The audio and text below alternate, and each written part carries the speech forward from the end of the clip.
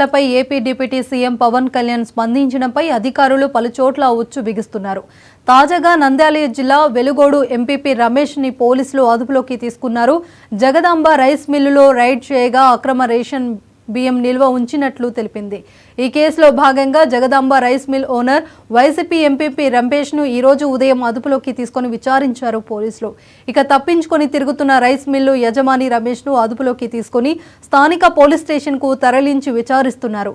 Rice mill యజమాని రమేష్ ప్రస్తుత వెలుగోడు మండల వైసీపీ ఎంపీపీగా విధులు నిర్వహిస్తున్నారు.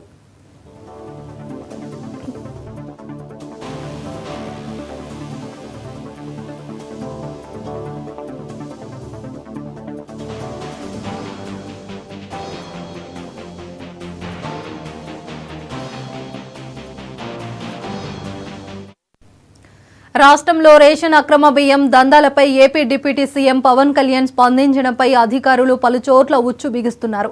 తాజాగా నంద్యాల జిల్లా వెలుగోడు ఎంపీపీ రమేష్ ని పోలీసులు అదుపులోకి తీసుకున్నారు.